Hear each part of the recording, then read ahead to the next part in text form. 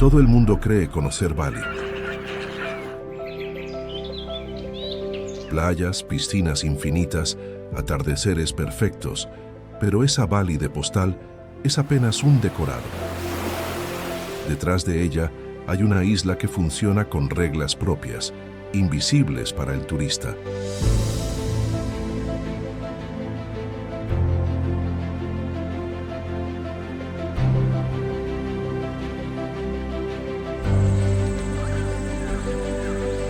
Donde un volcán decide qué se come, donde el agua se reparte desde los templos y donde una vez al año la isla entera se apaga en silencio absoluto durante 24 horas. Esto no es un resort, es una de las sociedades más equilibradas y sorprendentes del planeta. Y casi nadie la ve. Estás en Bali.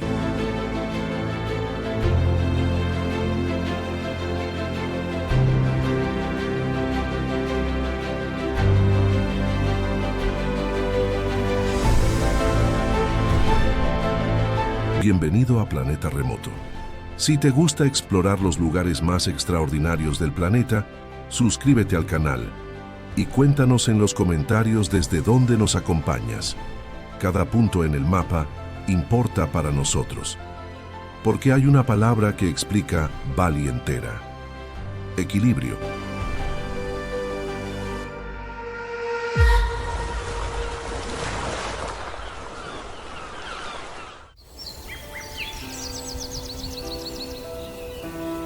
Bali se asienta sobre el anillo de fuego del Pacífico, donde la tierra tiembla y los volcanes crean un suelo extraordinariamente fértil.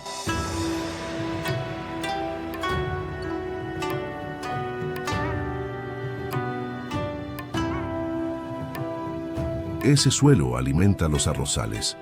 Los arrozales dependen del agua.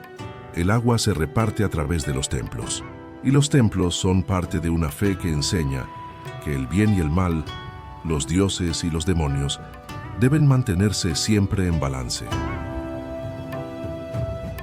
Nada en Bali está suelto. Todo está conectado. Verás pruebas de ese equilibrio en cada esquina. Cada mañana, las familias dejan pequeñas ofrendas de flores en el suelo y en las puertas, un gesto diario para agradecer a los dioses y calmar a los espíritus.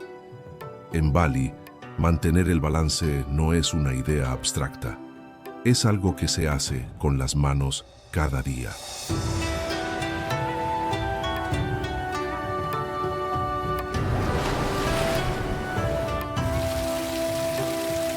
Y para ver cómo empieza esa cadena, hay que subir a las montañas, al lugar donde nace lo más sagrado de la isla, el agua. En las montañas del centro de Bali, el aire se vuelve fresco y la niebla lo cubre todo. Aquí, sobre un lago tranquilo, parece flotar uno de los templos más famosos de la isla, Ulun Danu Beratan,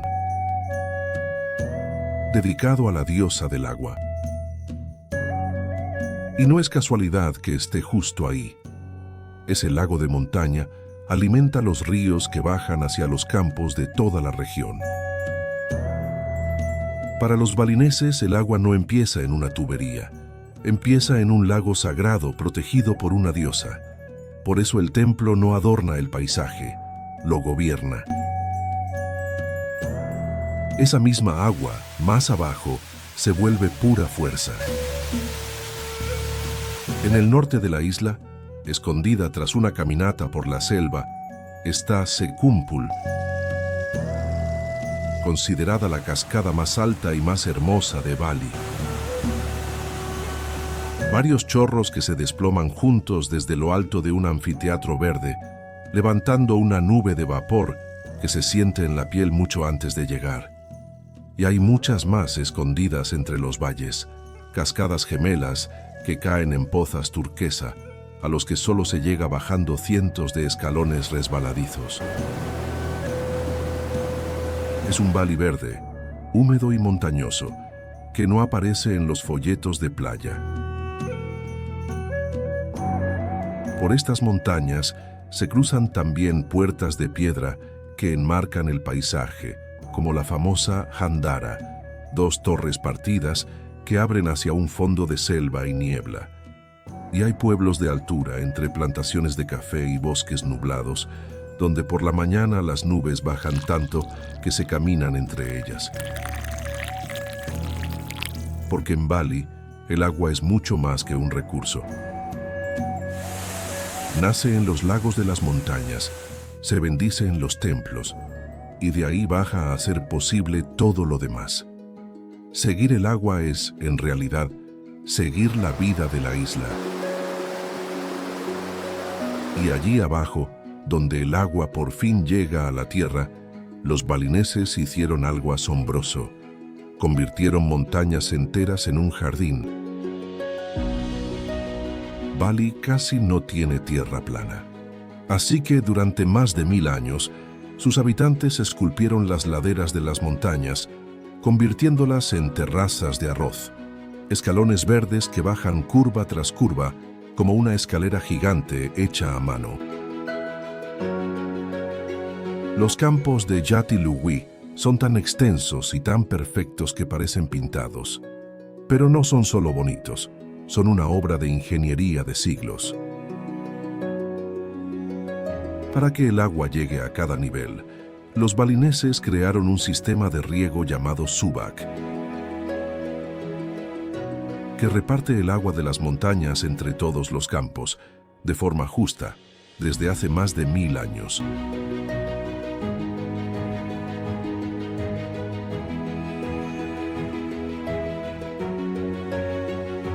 Y lo más asombroso es cómo funciona. El agua va pasando de un campo al de más abajo, nivel por nivel, y los agricultores se reúnen para decidir juntos, sin peleas, cuánta le toca a cada uno.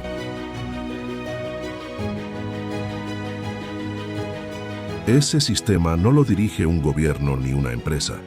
Lo guían los templos del agua y una filosofía de equilibrio. Por eso hoy es patrimonio de la humanidad, y ahí hay una idea que cambia por completo la mirada. Este paisaje, uno de los más hermosos de Asia, no lo hizo solo la naturaleza. Lo construyeron manos humanas, generación tras generación, en perfecta sintonía con la tierra. En Bali, el ser humano no está separado del paisaje, es parte de él. Y ese paisaje está vivo, cambia de color con las estaciones, verde brillante cuando el arroz crece, dorado cuando madura, y de un marrón espejado cuando los campos se inundan para la siguiente siembra y reflejan el cielo. Entre los arrozales hay caminos para recorrerlos a pie, como la cresta de Kampuhan, un sendero que serpentea entre colinas verdes justo al lado de Ubud y que muestra, en pocos minutos, lo cerca que están la ciudad y el campo en Bali.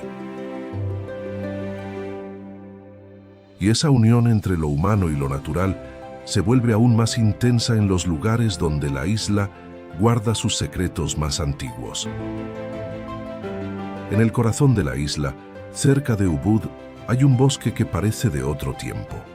Árboles enormes, raíces que abrazan templos antiguos, estatuas de piedra cubiertas de musgo. Y entre todo eso, sus dueños, cientos de monos de cola larga que se mueven con total libertad, saltando entre los visitantes. Para los balineses, este no es un simple parque, es un bosque sagrado, y los monos son considerados guardianes del lugar.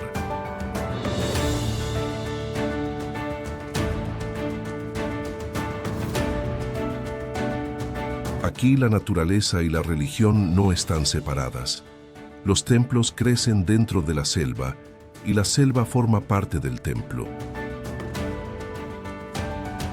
No muy lejos está Goa Gaya, la cueva del elefante, con una entrada tallada en la roca en forma de un rostro monstruoso, con la boca abierta, que parece tragarse a quien entra.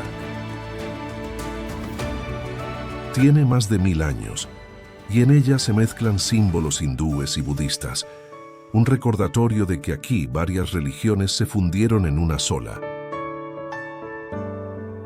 Y está Tirtha Empul, un templo construido alrededor de un manantial sagrado. Desde hace más de 1000 años, la gente entra en sus piscinas y se coloca bajo unos caños de agua, uno por uno, en un ritual de purificación. Dejan que el agua fría les caiga sobre la cabeza para limpiar el cuerpo y el espíritu. Todavía hoy, cada día, filas de personas repiten ese gesto milenario. Y aquí volvemos a lo que hace única a esta isla. En Bali, no se va al templo un día a la semana. El templo está en el bosque, en la cueva, en el manantial. Lo divino no ocupa un edificio aparte, vive dentro de la naturaleza, mezclado con la vida de cada día. Pero toda esta abundancia, el agua, la selva, los campos, nace de una sola fuerza, una que puede dar la vida y también quitarla en un instante.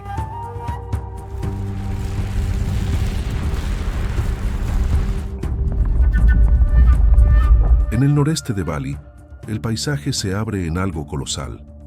Una caldera gigante, un cráter enorme dejado por una erupción antiquísima, y en el centro, un volcán todavía activo, el Monte Batur. Cientos de personas suben a oscuras por sus laderas para llegar a la cima justo antes del amanecer. Y desde arriba, mientras el sol aparece entre las nubes, se ve salir vapor de la tierra. Un recordatorio de que el volcán no está dormido, solo descansa. Pero el gigante de verdad es otro. El Monte Agung, de más de 3000 metros, es la montaña más alta y más sagrada de Bali. Los balineses lo consideran el centro de su mundo, el lugar donde viven los dioses, y por eso orientan sus templos y sus casas en relación con él. En sus laderas está Besakih, el templo madre, el más importante de toda la isla. Y aquí ocurrió algo que los balineses nunca olvidaron. En 1963, el Agung entró en una erupción devastadora que causó miles de muertes. La lava bajó por la montaña directo hacia el templo y se detuvo a pocos metros de él. Para los balineses no fue casualidad, fue una señal. Y ese es el trato que define a Bali. El mismo volcán que puede destruirlo todo es el que crea la vida. Sus cenizas hacen el suelo fértil que alimenta los arrozales. Su presencia ordena la religión y la geografía. Bali nació del fuego, y convivir con ese fuego con respeto y sin miedo es parte de lo que significa ser balinés.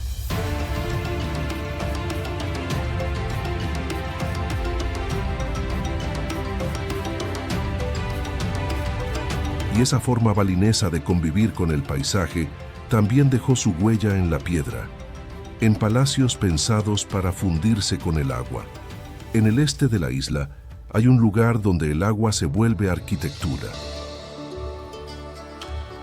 Se llama Tirtha Ganga y fue un palacio de agua construido por la antigua realeza balinesa.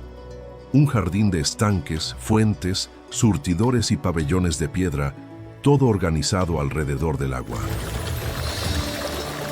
Su imagen más famosa es un camino de piedras que cruza un estanque lleno de peces de colores, saltando de una a otra sobre el agua. Pero no es solo decoración.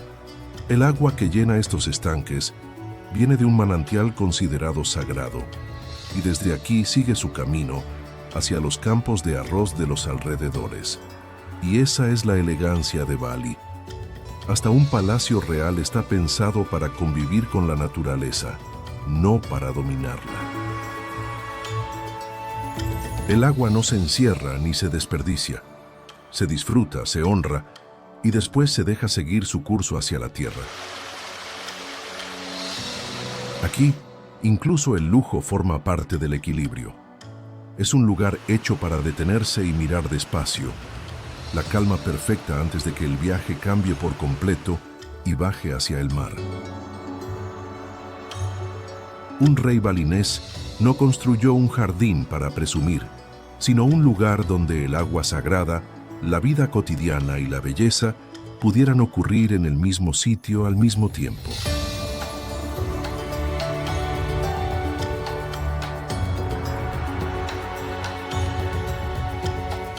Y siguiendo ese mismo curso del agua, llegamos por fin al borde de la isla, donde la tierra se encuentra con el océano. Y ahí, otra vez, están esperando los templos.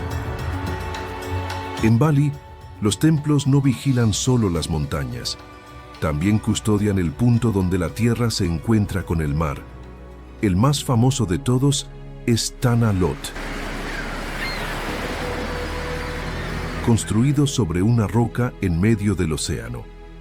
Cuando sube la marea, queda completamente rodeado de agua, aislado como si flotara, mientras las olas rompen a su alrededor. Más al sur, sobre un acantilado altísimo de piedra caliza, se levanta Uluwatu, colgado al borde del vacío sobre el océano Índico. Cada atardecer, el sol se hunde en el horizonte detrás del templo, mientras bandas de monos vigilan desde las rocas. Se cree que estos templos del mar protegen a la isla de los peligros que llegan desde el océano, y la costa misma cambia según donde estés. En el este, en lugares como Amed, las playas son de arena negra, hecha de ceniza volcánica, y justo debajo del agua hay arrecifes de coral llenos de vida, donde nadan peces de colores y hasta serpientes marinas. La montaña de fuego y el océano aquí se tocan. Esa costa también atrajo al mundo. Las olas del sur de Bali son legendarias entre los surfistas y en templos como Uluwatu se celebran danzas al atardecer, con el fuego y el mar de fondo, que cuentan antiguas historias de dioses y demonios. Una vez más, en el mismo lugar conviven la fiesta y lo sagrado, el turista y el peregrino. Y ahí vuelve, una vez más, la idea que gobierna la isla: fuego y agua, tierra y océano. Pero hay un rincón de Bali donde ese encuentro entre la roca y el mar alcanza una escala que cuesta creer. Frente a la costa sureste de Bali, cruzando un estrecho de aguas bravas, está la isla de Nusa Penida.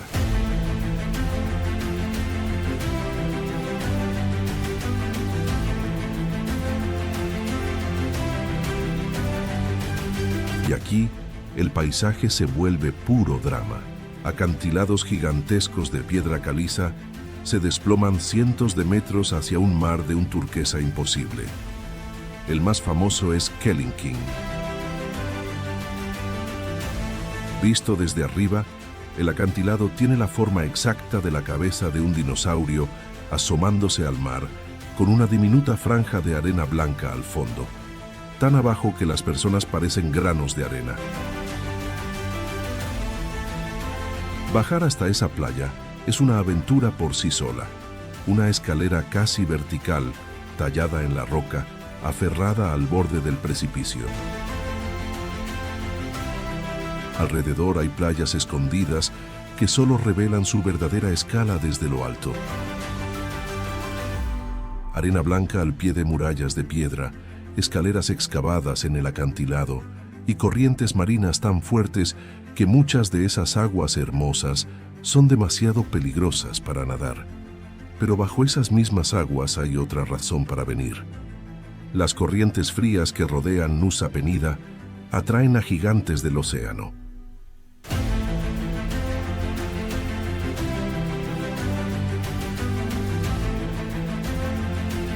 mantarrayas enormes que planean como sombras, y en ciertas épocas, el rarísimo pez luna, una criatura gigante y plana que sube desde las profundidades. Arriba, acantilados de vértigo. Abajo, uno de los mejores lugares del mundo para nadar junto a estos animales. Y ahí está el último recordatorio. Estas costas son de una belleza que quita el aliento. Pero no son un parque de diversiones. Son el borde salvaje de la isla, donde la roca y el mar libran una batalla que lleva millones de años.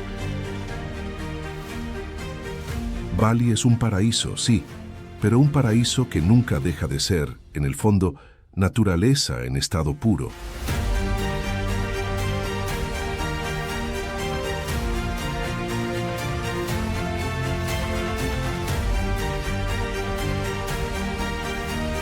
Y esa naturaleza no termina en la orilla.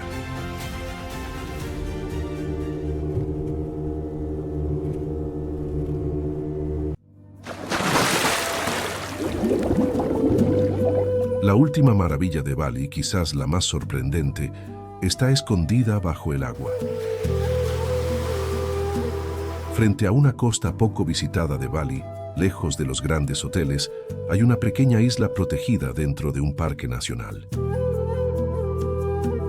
Y bajo sus aguas se esconde uno de los mayores tesoros de todos. Aquí el fondo del mar cae de golpe en una pared de coral que se hunde hacia las profundidades. Es un muro vivo, cubierto de corales de todos los colores, donde nadan peces tropicales, tortugas marinas y tiburones de arrecife inofensivos.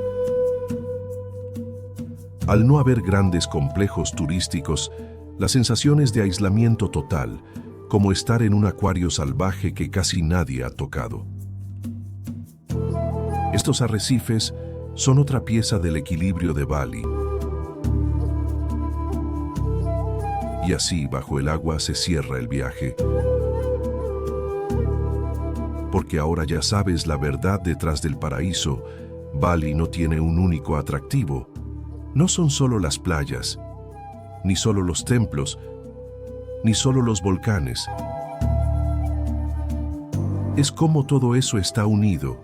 El volcán que hace fértil la tierra, el agua que baja de los lagos sagrados, los arrozales que alimentan a la gente, los templos que reparten el agua, y el océano que lo rodea y lo cierra todo.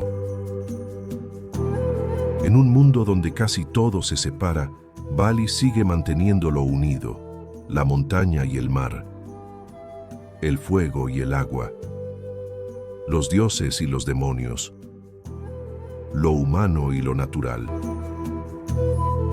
Por eso, quien mira más allá de la postal descubre que la verdadera maravilla de Bali no es un lugar, es el equilibrio invisible que conecta todos sus lugares en uno solo. Cuéntanos en los comentarios desde qué parte del mundo viste este viaje y qué rincón de Bali te sorprendió más. Si llegaste hasta aquí, suscríbete y acompáñanos en la próxima expedición de Planeta Remoto.